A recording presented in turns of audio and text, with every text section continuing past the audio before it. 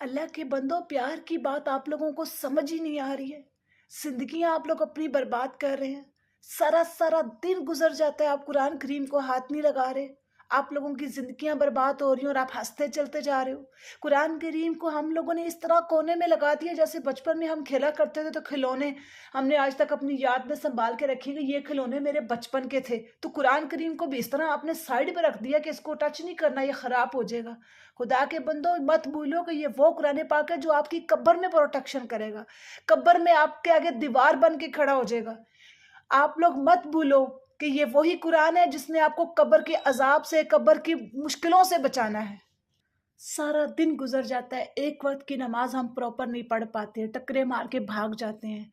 अल्लाह के बंदो, थोड़ा सा टाइम अल्लाह को दे दो, नमाज दिल और दिमाग से पढ़ो, सुकून से पढ़ो, फिर देखो आपका सजदों से उठने को दिल ही नहीं करेगा।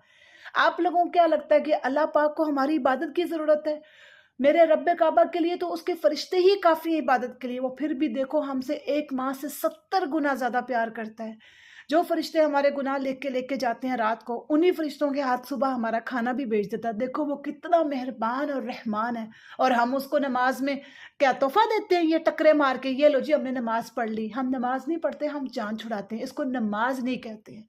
अगर आप टिकटॉक पे, सोशल मीडिया पे या कोई भी प्लेटफॉर्म पे बैठ के अच्छा खासा दिल और दिमाग लगा के टाइम दे सकते हो, तो वही टाइम अगर हम नमाज को दे दें तो देखो जिंदगियां कैसे बदलती है।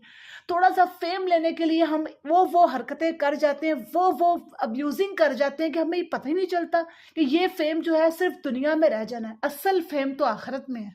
सारा दिन गुजर जाता है, हम ये सोच नहीं सकते कि मैं अपनी आखिरत के लिए क्या करूं, मैं अपने दीन की नफासत के लिए क्या करूं, मैं ऐसा क्या करूं कि मैं अपने नफ्स पे काबू कर पाऊं। तो ऐसे लोगों को देख के अपनी जिंदगियां गुजार रहे हो जिन्हें ना अपनी इज्जत की परवाह है ना किसी की।